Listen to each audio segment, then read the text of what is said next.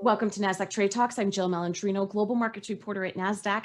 Joining me is Brad McMillan, Chief Investment Officer of Commonwealth Financial Network, to discuss the economic actions the Biden administration is going to address as headwinds from the pandemic remain challenging. Brad, it's great to see you as always. Welcome back to Trade Talks. Thanks for having me, Jill. Great to be here.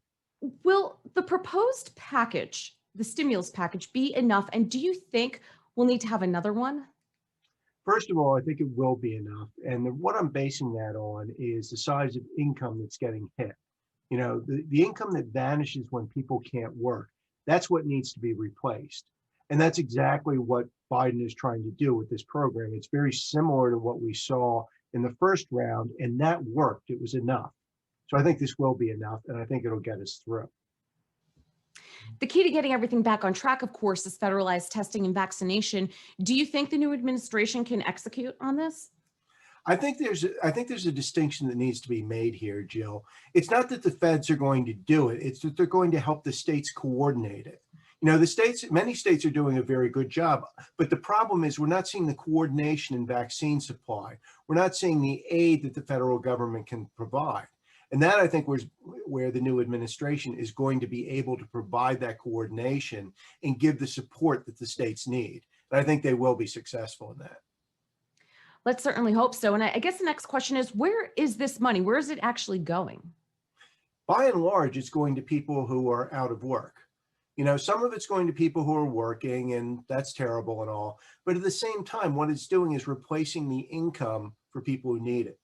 Most of the people who have been laid off at this stage of the pandemic are the people that have to go to work every day. They're the lower income people. When you look at how layoffs and how job losses are distributed, it's almost entirely lower income people.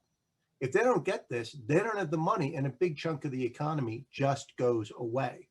That's why it's needed, and that's why it's not going to be a problem going forward. It's not new money. It's just replacing money that's missing. Will there be support for state and local funding? I think there will be support for state and local funding. When you look at the distribution of who's in trouble, it's pretty much everybody. Now, that said, the problem isn't as big as we had feared, but nonetheless, it's very widely distributed. So I think when you go down to the governor's level and the mayor's level, it doesn't matter what the party is. And I think that both parties in Washington are going to hear that loud and clear from their local constituencies. On the whole, is Biden's plan reasonable? And more importantly, do you think it has a chance of passing? I do think it's reasonable, and I hope it has a chance of passing. If you remember, both President Trump has said we need larger checks. I mean, it seems to me that the former president is on board with the stimulus package, and many Republicans have already said they would be behind it. So that being the case, I very much hope that it will get passed. It's an interesting point. Brad, great to catch up with you as always. Thanks for joining us on Trade Talks, and thanks for joining me. I'm Jill Malandrino, global markets reporter at Nasdaq.